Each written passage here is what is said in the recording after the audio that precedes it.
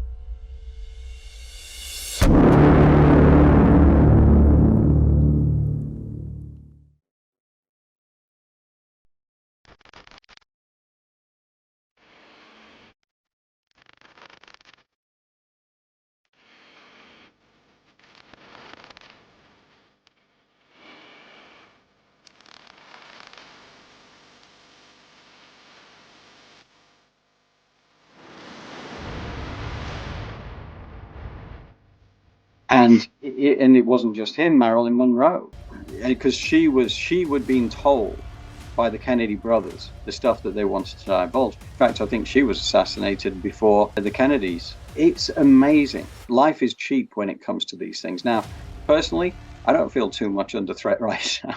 I think the time has come that, like we can have these discussions now. And we can talk about it. And I think that a large section of the universe is on our side because things are put in place for us.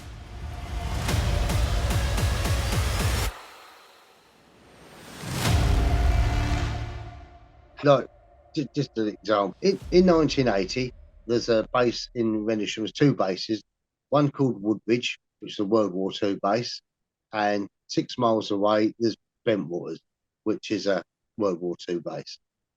And they had nuclear weapons on them. No one knew that. According to our government, there was none in this country, but they had got them there. But anyway, in 1980, the Woodbridge Air Base, so a couple of guys went to check the gates because the gates of the air base, and they had the guard points on each gate. They go to check on the guards and make sure it's right. Well, they see some lights come down in the forest, and they thought a plane had crashed. So they radioed through, could they go out just to check what it was or wasn't a plane that had gone down? So initially, three of them went out. They basically come across a UFO, for want of a better word. And this didn't happen once, it's happened over 3 nights. And by the 3rd night, Colonel Holt, who was actually at a party at the time, one of the guards went to Colonel Holt, the UFO is back again. So he's got a team together to go and debunk this and put it to bed forever.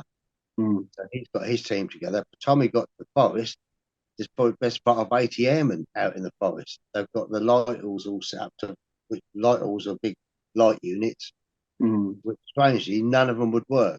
None of them. With military people, they test things literally every day. Yeah. Everything has to be working. Anyway, there's probably the best part of 80 people by the time Colonel Holt got there. So he's got everyone stepped back and he took a small team to look at this UFO business that was hovering. And you can hear on the TV, you'll hear the recordings of Colonel Holt, or shall I say the doctored version of the recordings. All right. Colonel Holt's recording was 2 hours long. What you see on TV is a few minutes. And they tried to cut the recording so it matched up with a lighthouse that's 6 miles away. Anybody knows about a lighthouse knows that the inside of the lighthouse, the face inland, has got a shield over it. So the light doesn't shine in, it just goes out to sea, not inland. But they deliberately doctored his recording to make it sound like it could be the lighthouse. Right. From 2 hours down to a few minutes. During them nights, 3 or 4 of the main people that got the closest to the craft were debriefed, were injected with truth drugs, and according to one witness, so was Colonel Holt, which he's tried to deny. But because Colonel Holt was not happy that these CIA guys can come on base and basically question his people, his Yeah. and he was just outranked, basically. Yeah. Yeah. And that's exactly what happened.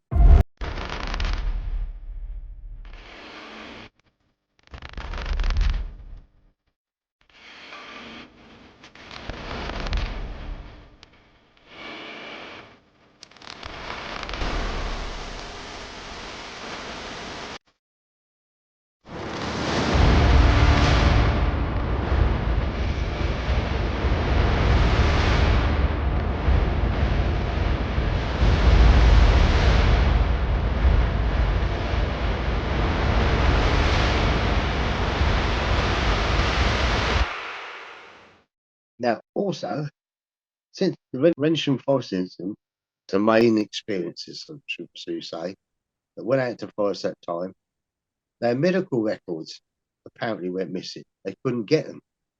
And it's only in the last few years since the disclosure project that took some of 4 senators to lean on the government to release these guys' records so that they could get disability money. The next thing is 1980 wasn't the only incident. That's the one that caught the news because of the Freedom of Information Act, and the news of the world got it, and it obviously went on, got heard of from there on. Mm-hmm. But in 1977 and 1979, there was 2 other landings. The other landings were at a particular site in the forest next to the runway, exactly where I do my healing at a portal. Now, the 2 people that found in that spot both got radiation burns. Both of them are still alive, and Brenda's dog died because the circuit was radioactive. Peter Parris's legs were all burned, and Brenda's got burns as well.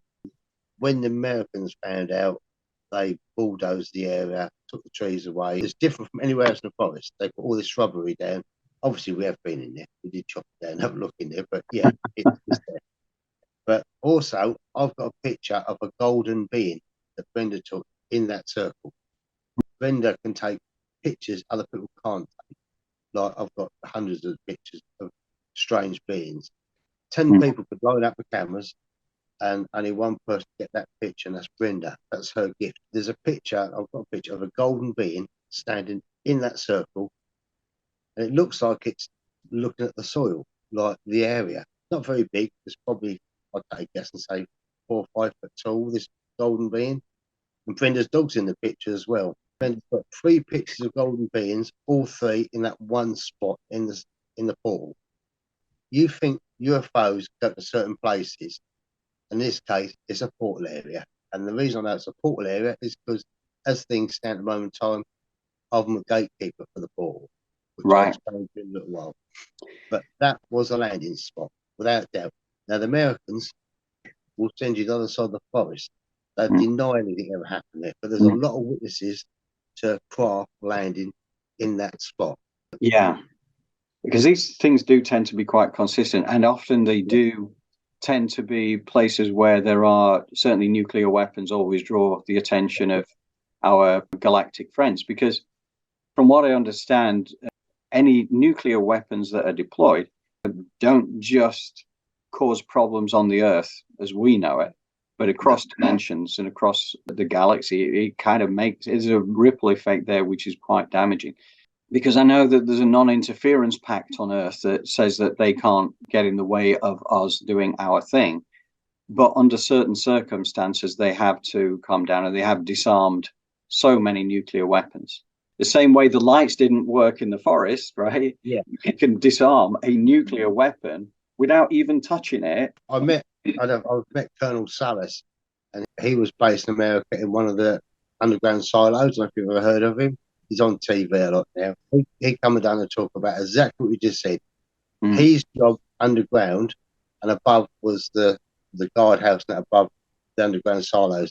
I think they had something like 10 nuclear weapons, and these nuclear weapons had something like 3 different launch procedures.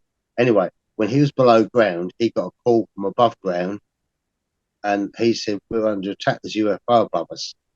And they were actually shooting a UFO above the missile silos. And when he was in charge below ground, and he said the UFOs were controlling, they went through every one of the missiles, take them all the way up to the top, and they switch them on. And the next one, they do the same next one.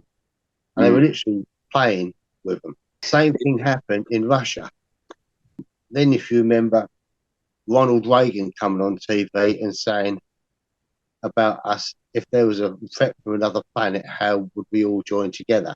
I think that was United Nations or something like that, where he gave that speech, wasn't it? Yeah. Think about the fact that in order to be here, these galactic beings who could be from, so many different star systems out there, but they've traveled what we would regard impossible distances to be here in the first place. In spacecraft that we couldn't have even begin to start to engineer, although there has been a lot of reverse engineering since they started, having these things and breaking them down. But nevertheless, their levels of knowledge and technology and wisdom and brain power, whatever you want to call it, is so far beyond ours that it's difficult. It's like with the 2-year-olds, and they're the mature adults. We could attack them all you like, but the fact is, if they wanted to destroy mankind and they want to destroy the planet, they could have done it anytime, and they could do it anytime. But the fact is that that's not what they're here for. No, I agree entirely with that, because there's no doubt they've got the technology. They can do just anything they wanted to do, but the technology is good. And we know the way that the craft fly about. I mean, I've seen craft. I mean, I had an experience a few years ago. I was from about midnight time. I was just about to go to bed, and I felt the house went cold. Like there's a presence in me place. So I made a cup of coffee, like thinking, "Oh, I've made coffee. I'll just see what happens here." And then I got more and more scared, very scared actually. So just after midnight, I took my cup of coffee in the garden. And I sat in the garden thinking, right, if something comes after me from that way, I'll leg it that way, and vice versa. I could escape. And then I sat there with a cup of coffee. It got freezing cold, and an owl turned up. This owl turned up, which is unusual for I live. You don't hear many owls. And it started hooting and carrying on. I remember sitting there thinking, what if that owl's trying to tell me something? Anyway, come about 2 o'clock in the morning, I'm freezing cold. I thought, that's it, I'm going in. If there's something in the house, I won't have to deal with it. Walked into my house, and the temperatures rose, and it was totally calm. Went to bed, got up 8 o'clock in the morning, drew me curtains, and a little voice said, look up. I've looked up, and I said, look, there's a UFO, a round disc above my house. I thought, bloody hell. And then in the distance, there was an aeroplane flying, and basically, the chemtrails were firing out, and this UFO flew straight over to where the plane was in literally a split second, and was level with the plane. Plane's still flying, it's level with the plane, and the chemtrails stopped. Chemtrails, they stopped. Plane carried on flying, but what they were doing was they were showing me they're in charge. If they want to stop contrails, whatever, they'd stop them, and that's what the message was to me. Bloody hell, that's amazing. Wow. So Wow. I've reported it on one of the couple of the Facebook sites, and then later on that day, I've gone down to see a friend of mine down in Clacton, who's not into UFOs, not into spiritual stuff. In fact, he thinks I'm a nutcase, really, but we know stuff weird. So when I've got there, I was telling him about this UFO. He's like, Del, what, you see UFO? Let's just Google this, shall we? Let's just see who else has seen your UFO, shall we? So he's Googled it. 3 people had filmed it. There was 3 UFOs seen in London at 7:30 in the morning. 8 o'clock I see it. 7:30 in the morning, there was 3 UFOs. They went 3 different ways, and one come over this way. But there was 3 people at that moment in time. It was on YouTube. 3 people had filmed it, and my mate sat there and said, "You couldn't believe it. They have. Look at that. I didn't even know they were on there." Do you know what I mean? But it backed up my story. But all these little things help other people's stories. They do. It's interesting, actually, because that just reminds me that probably about 6-7 weeks ago now, my partner, she was going to work, and she goes to work earlier when she's doing the early shift, and she was leaving. It was about, I don't know, 6:30 in the morning.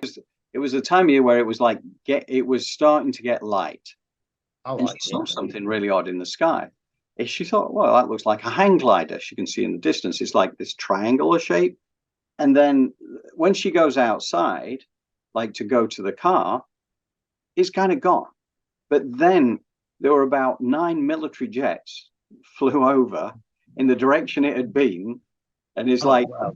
and they were just like, obviously they'd registered something. Yeah. And you never see military jets over here at all. This is just like the countryside. You just never see them. I didn't see it myself, but it was interesting because what I do know is that when these things do get spotted, and if they have been picked up by radar, the military folks are on these things fairly quickly.